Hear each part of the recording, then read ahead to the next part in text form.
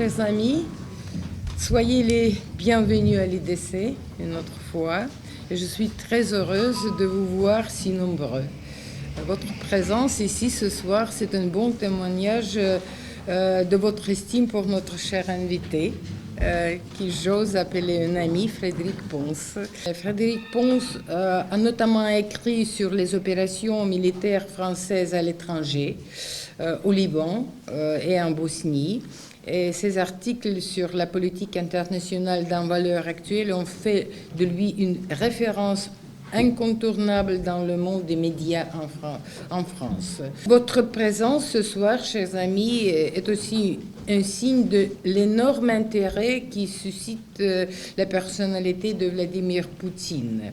Rarement un chef d'État d'un pays avec lequel l'Occident n'est pas en guerre n'a été l'objet d'autant d'attaques personnelles et mensongères, de haine et de rejet.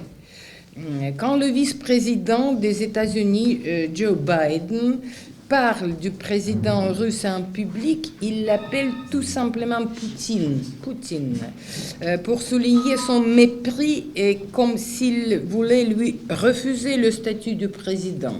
Pour moi, c'est une telle manière, ça signifie dégradation des manières et des goûts de la classe politique d'aujourd'hui. Quel contraste avec les échanges ô combien courtois sur le papier entre, par exemple, le président Kennedy et Nikita Khrouchtchev dans les années 60, au moment d'un affrontement géopolitique et idéologique bien plus grave qu'aujourd'hui.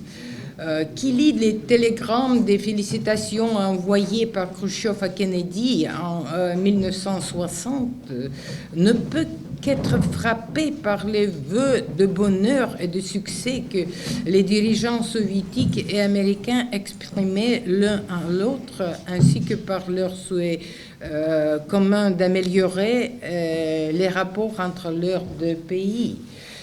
Toute cette courtoisie élémentaire qui fait partie des règles de la diplomatie classique a disparu dans l'Occident d'aujourd'hui, qui ne voit dans la Russie, comme dans son président, qu'une menace à abattre dans la fuite en avant vers un monde unipolaire. Cette haine de Poutine, relayée par des médias trop fidèles à la ligne politique de leur gouvernement, s'explique par le fait que Poutine est perçu en Occident comme quelqu'un qui ne se laisse pas rouler dans la farine et qui est prêt à tenir tête aux Américains. Il l'a fait à plusieurs reprises dans des grands discours de politique étrangère, par exemple à Munich en 2007 ou encore cette année en octobre au Forum Valdai où j'ai assisté. C'est dans cet esprit, je crois, cher Frédéric, que vous avez écrit votre livre. Vous avez voulu, je crois, aller au-delà des banalités qui sont répétées par vos confrères qui préfèrent le snobisme à l'analyse pour présenter un portrait politiquement incorrect mais fidèle à la vérité de celui qui est au pouvoir en Russie depuis l'an 2000. Vous avez voulu vraiment comprendre le sujet de votre biographie afin qu'il soit mieux compris par vos lecteurs et en France en général. Cher Frédéric, nous vous remercions de tout cœur de votre présence parmi nous ce soir et c'est avec grand plaisir que je vous passe maintenant la parole. Merci, chère Natalia, Madame la Présidente. Alors, ce livre est parti d'une espèce de frustration, de colère, non, parce que je connais mes confrères, mais de frustration, parce que, en travaillant sur le sujet Poutine, le sujet Russie, en allant de plus en plus loin dans ma petite culture initiale concernant la Russie et Vladimir Poutine, je me suis rendu compte que mes chers confrères, très souvent, dans la plupart des cas, se répéter les mêmes approximations, les mêmes caricatures souvent les mêmes erreurs, parfois des choses justes, mais en général, dans tout ce que j'ai pu lire en France, comme dans les supports en anglais, américains, britanniques, anglo-saxons, j'ai été frappé de voir que la machine médiatique tournait en boucle sur le sujet Poutine et que ce que l'un disait, l'autre le répétait, puis un troisième, un quatrième. Et quand on essaie d'aller à la source, on se rend compte qu'on tombe sur une approximation qui elle-même est prise pour une vérité révélée et que l'ensemble de la machine médiatique va reprendre à l'infini. J'ai décidé de fouiller un peu plus et d'essayer de remonter ce courant dominant de la presse internationale sur Vladimir Poutine. Et là, j'ai découvert effectivement qu'au-delà de ce conformisme ambiant sur Poutine et aussi souvent sur la Russie, il y avait des choses beaucoup plus intéressantes à raconter, beaucoup plus de richesse, moins de caricatures, et en tout cas des éléments d'appréciation pour mieux comprendre l'attitude actuelle de Poutine, le jeu de Poutine et le moment précis, en ce moment en 2014, où se trouve la Russie et ce vers quoi elle va. Ça, j'avoue ne pas l'avoir trouvé dans mes différentes lectures, et c'est en approfondissant le cas Poutine que finalement j'ai trouvé des éléments très intéressants que j'ai essayé de mettre en forme dans ce livre en reprenant des informations, en recueillant des témoignages de gens proches de Poutine, en allant à Moscou et à Saint-Pétersbourg à plusieurs reprises, en allant même jusque dans l'immeuble et en fouillant même dans la boîte à lettres de Poutine à Saint-Pétersbourg. Cet appartement, je raconte la scène, pour aller voir ce qu'était cette richesse que l'on prêtait à Poutine, cet appartement mirifique qu'il s'était acheté à Saint-Pétersbourg, sur l'île Vassilievski, et j'ai découvert des choses qui ne correspondaient pas à ce que je pouvais lire ailleurs. Poutine m'a paru très intéressant à étudier, bien sûr pour aller au-delà de ces caricatures, parce que tout simplement, il faut faire avec. Poutine est au pouvoir en Russie depuis 2000, ça fait donc 14 ans. Il est logiquement élu démocratiquement, mais on y reviendra, démocratiquement jusqu'en 2018. Et s'il se représentait et s'il était réélu en 2018, il pourrait rester au pouvoir jusqu'en 2024. 24 ans de pouvoir avec l'intermède Medvedev, mais il était Premier ministre de Medvedev, et Medvedev était un peu son clone sous une allure différente. Mais disons 24 ans, pour simplifier, 24 ans de pouvoir ne peuvent pas être passés comme ça sous la simple caricature.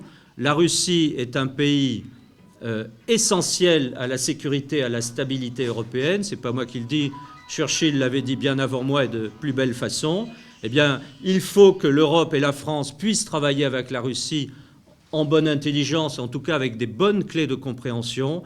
Et ce n'est pas en multipliant les caricatures et les raccourcis comme le font les médias, mais à la limite peu importe, mais comme le font aussi souvent un certain nombre d'hommes politiques, de responsables politiques soumis à la pression médiatique, ce n'est pas comme cela que l'on pourra comprendre ce qu'est Poutine, ce qu'il veut, où il va, et ce n'est pas comme ça que nous pourrons essayer de retendre des passerelles, des ponts avec ce pays dont nous nous sommes éloignés ces dernières années.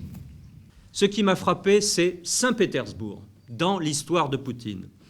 Poutine est le fils il est né à Leningrad, mais le fils de Leningrad-Saint-Pétersbourg. Qu'est-ce que ça veut dire? Cela veut dire que Poutine, à Saint-Pétersbourg, mais comprenez Leningrad pour son enfance et sa jeunesse, il est tous les jours de son enfance, de sa jeunesse et aussi du début de sa vie d'adulte, il est tous les jours au contact de la grande histoire russe, ou plutôt des grandes phases de l'histoire russe. L'histoire impériale, beaucoup parmi vous, évidemment, sont allés à Saint-Pétersbourg, l'histoire impériale, l'histoire des tsars. Il voit le témoignage dans la pierre, dans l'histoire, dans les statues, dans les monuments, de ce qu'a été la grandeur impériale russe, l'ancien régime qui finit en 1917. Il est aussi le témoin à Leningrad de la saga historique des soviets, de l'épopée soviétique. on en pense ce qu'on en veut, mais il est là au contact à Leningrad avec tout ce qui a fait la force, tout ce qui est la matrice de ce régime soviétique qui va durer de 1917 à 1991. Il est au contact de ces deux histoires qui vont le façonner tous les jours. J'ai fait le parcours de sa maison familiale, de sa cour, le dvor, le fameux dvor, sa cour, de son appartement, jusqu'à son école primaire, après jusqu'à son école secondaire, puis l'université. Et c'est frappant de voir sur cet itinéraire tous ces témoignages de la grandeur russe que le petit Poutine, que l'adolescent Poutine pouvait voir pendant toute sa jeunesse.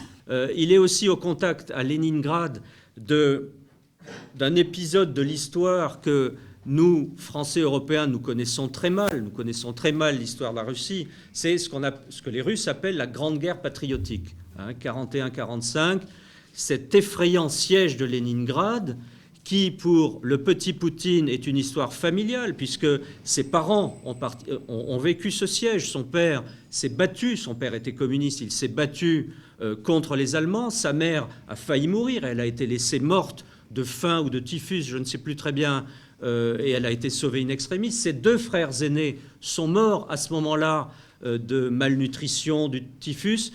Poutine a vécu cette histoire du siège de Leningrad dans sa famille. Il en a aussi tiré des leçons politiques, historiques et politiques. Il a vu que malgré l'adversité, malgré le régime soviétique de l'époque, les Russes s'étaient soudés. Alors à l'époque, le chef d'État était Staline, mais les Russes s'étaient soudés pour défendre la mère patrie. Cette épopée militaire payée par des millions, des dizaines de millions de morts en Russie, l'a durablement frappé, impressionné.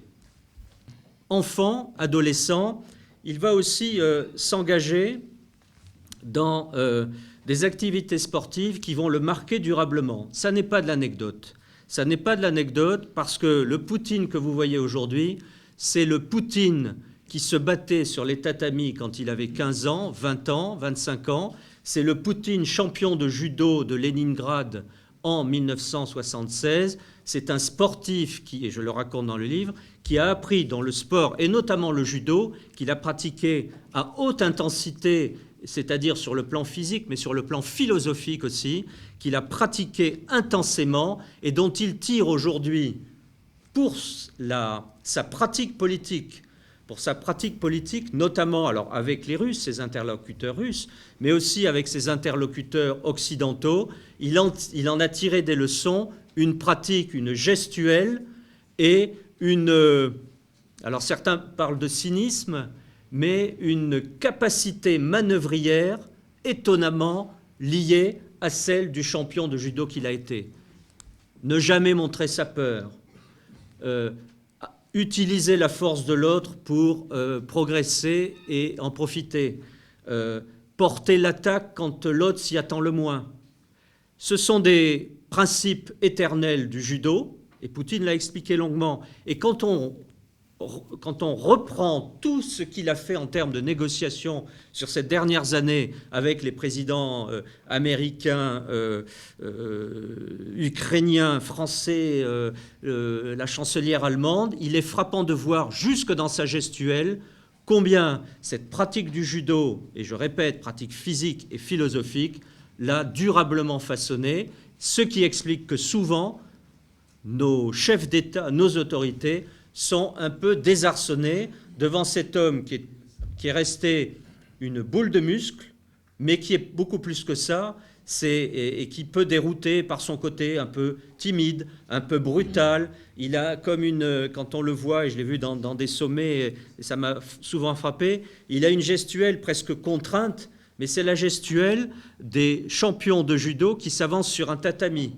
Ils doivent montrer le moins possible dans quel état physique ils se trouvent et là où ils peuvent porter une attaque. Ça paraît loin de la politique, ce que je vous raconte. En réalité, Poutine a pratiqué ça dans toutes les négociations internationales. Il prend par surprise et il est capable de retournements étonnants qui désarçonnent ses interlocuteurs. Et dans le cas des crises qui nous occupent, par exemple l'Ukraine, il a été capable de phases d'accélération dans la prise de décision, comme de phases de retrait et de relatif silence qui ont pu étonner, j'y reviendrai tout à l'heure quand je parlerai de l'Ukraine, qui ont pu étonner les Occidentaux. Une partie des explications vient de cette éducation particulière qu'il a eue à travers le sport.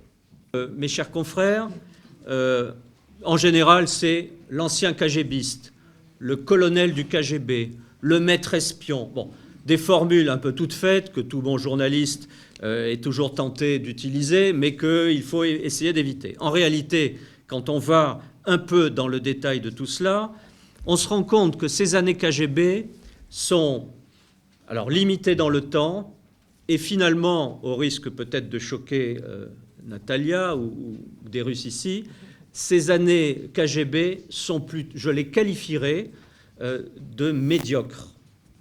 Poutine, c'est mon autre point, après Saint-Pétersbourg, son éducation, le KGB, ce qui explique Poutine. De quoi Poutine est-il le nom?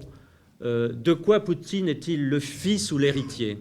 Là encore, on ne le voit pas assez dans les livres qui ne vont pas au fond des choses ou dans les récits qui souvent survolent et ne retiennent que l'écume. C'est que Poutine est le fils d'un pays qui, en moins d'un siècle, a subi 3 ruptures telluriques majeures qu'aucun autre pays développé n'a connues au XXe et XXIe siècle. En moins d'un siècle, ces 3 ruptures sont 1917, je pourrais même dire 4 ruptures. 1917, la guerre 41-45 qui a été un choc systémique majeur, la fin de l'Union soviétique 90-91 et les 10 années en gros qui ont suivi d'anarchie, de pillage, de désorganisation. Ces 4 chocs majeurs ont à chaque fois fait perdre à des générations entières tous leurs repères.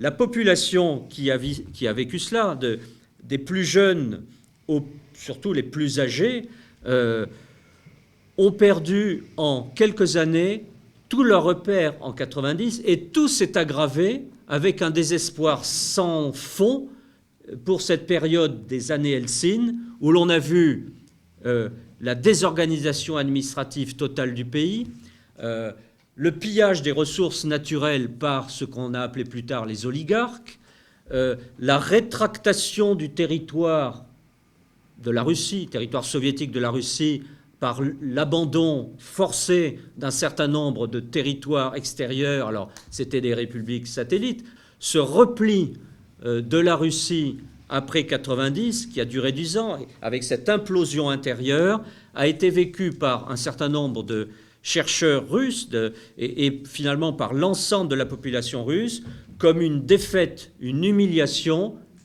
et un encerclement organisé par les puissances occidentales, à commencer par les Américains. Et les Russes en trouvent la preuve dans l'avancée systématique, progressive, parfois accélérée et parfois bloquée, on va voir comment, de l'OTAN. L'OTAN qui est l'Alliance Atlantique, donc dominée par les Américains. Les Américains, l'OTAN, je raconte la scène, avaient promis, semble-t-il, aux Russes en 1990-91 que l'OTAN, l'Alliance Atlantique, resterait sur ses bases occidentales et ne chercherait pas à se rapprocher de la Russie. Ce n'est pas du tout ce qui s'est passé.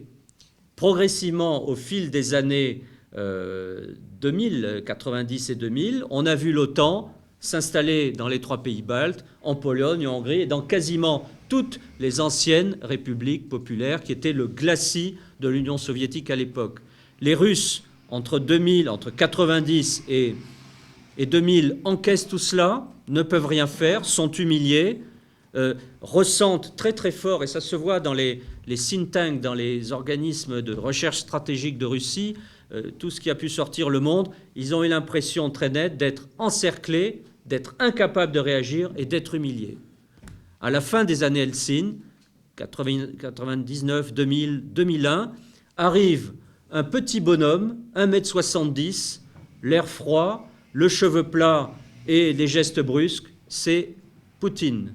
Dès la fin 1999, Poutine, le fidèle fonctionnaire, loyal, etc., va se révéler un visionnaire à travers un texte que je publie, qui est une espèce de mémorandum qui est remarquable. Je pourrais vous en citer des pages et des lignes entières. Il y a tout ce qu'il va faire entre 2000 et aujourd'hui et ce qu'il veut faire pour les 10 années qui viennent dans ce texte.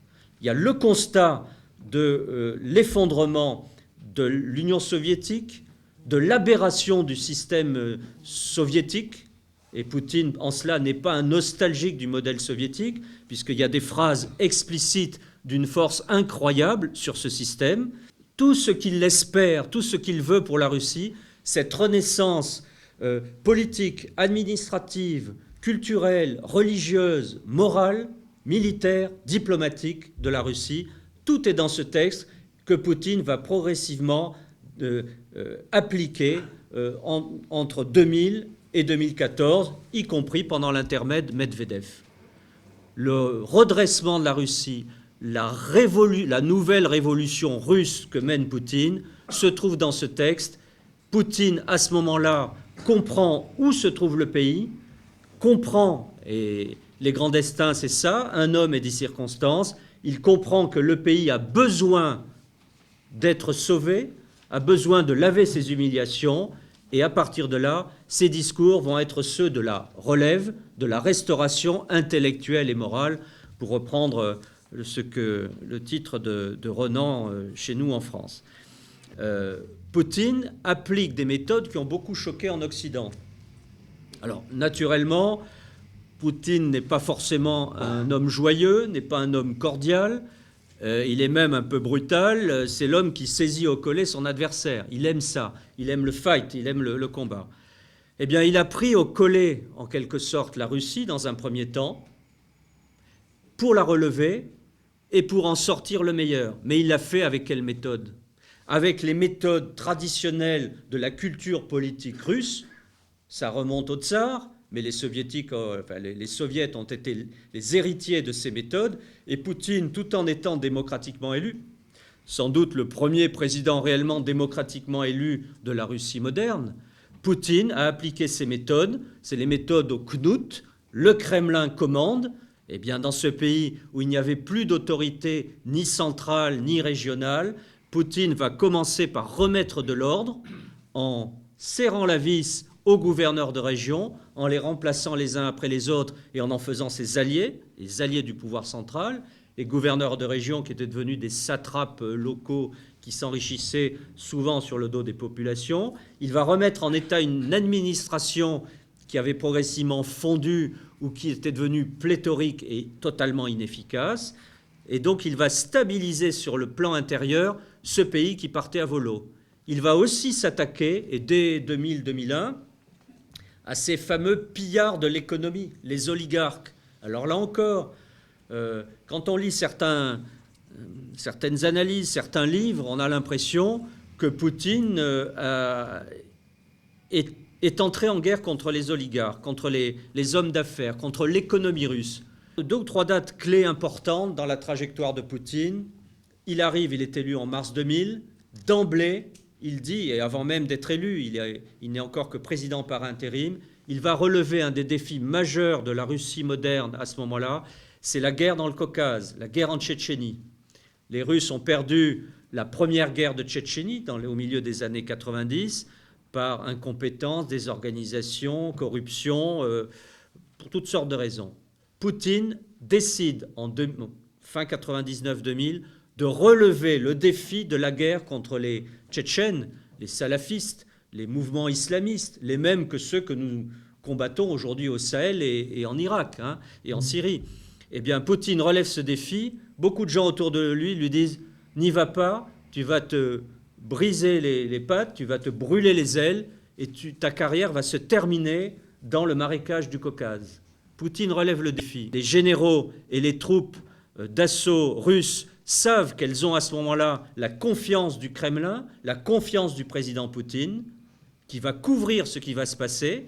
Il y aura des épisodes terribles, des massacres de part et d'autre. En face, les salafistes ne sont pas des enfants de cœur. Les Russes vont y aller avec leur méthode radicale.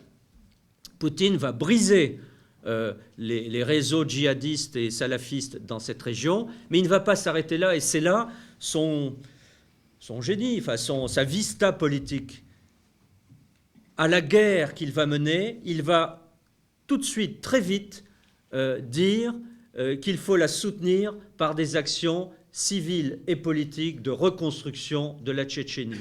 Il dit très clairement, et je cite tout cela dans mon livre, il dit « À quoi ça sert de combattre, de défaire ces gens-là pour se retirer quelque temps après et leur laisser le terrain libre ?»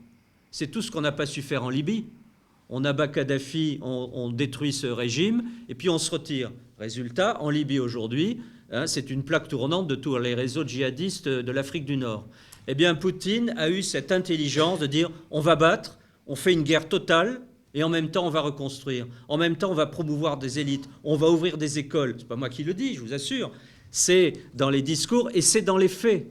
Et effectivement, la Tchétchénie a été pacifiée par le fer et le sang, mais aujourd'hui, les Russes n'ont plus ce problème, ou de façon très résiduelle, ce problème de salafistes djihadistes à leurs frontières directement, ce que nous ne supporterions pas d'avoir si on avait des salafistes en Espagne, c'est-à-dire des groupes armés salafistes en Espagne ou en Italie.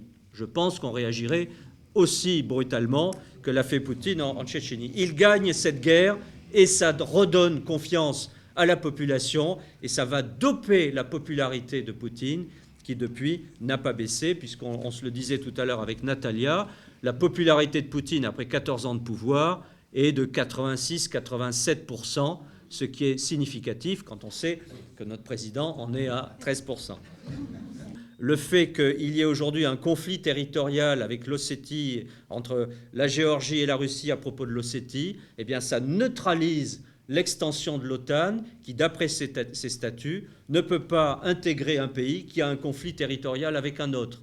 Bien joué, Vladimir, c'est ce qu'il a fait en 2013, avec l'Ukraine, qui était en train de tomber pas seulement dans l'escarcelle européenne, l'intégration dans l'Union européenne, mais surtout, et c'est surtout ça que les Russes ne voulaient pas voir, l'Ukraine allait tomber dans l'escarcelle de l'OTAN. Les Américains étaient tout prêts. Là encore, il y a des textes incroyables de franchise, c'est la franchise américaine, montrant que l'Ukraine doit être le prochain pays de l'OTAN. Les missions de parlementaires américains, avec l'équivalent de 5 milliards de dollars, se sont succédées en Ukraine pour en faire un nouveau pays de l'OTAN. Eh bien, la Russie est un peu surprise, perd une partie de ses alliés en Ukraine, mais va se rétablir en saisissant la Crimée, terre russe depuis toujours, je ne reviens pas là-dessus, et en entretenant ce foyer de violence à plus ou moins bas bruit selon les moments, dans les parties est de l'Ukraine, ce qui fait que l'Ukraine, tant que ce conflit territorial ne sera pas résolu, l'Ukraine ne pourra pas être intégrée à l'OTAN. Poutine, sans doute, ne veut pas beaucoup plus, il veut garder la Crimée, mais il ne veut pas annexer, semble-t-il, l'est de l'Ukraine. Il veut simplement geler une situation et empêcher l'OTAN de s'avancer jusqu'aux frontières en balcon sur la Russie, tel que ce serait le cas si l'OTAN installait des bases en Ukraine. Poutine est en train de stabiliser son pays intérieurement. Il est en train de restaurer la puissance russe à l'extérieur, avec des à-coups, c'est pas toujours simple.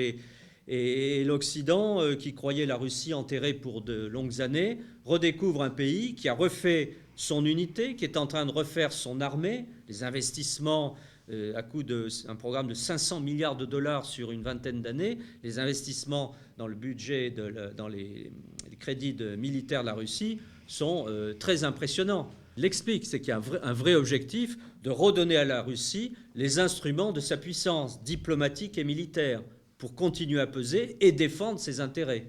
Il défend les intérêts de la Russie et des Russes, et c'est en cela que les Russes continuent à le soutenir.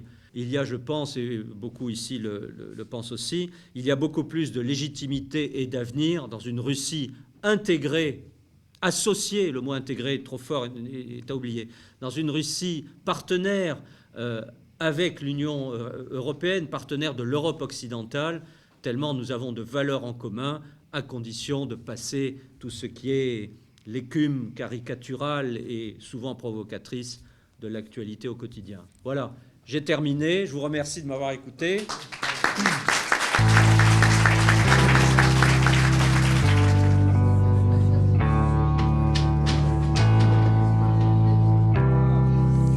Bonne lecture. Effectivement. Je te rappelle.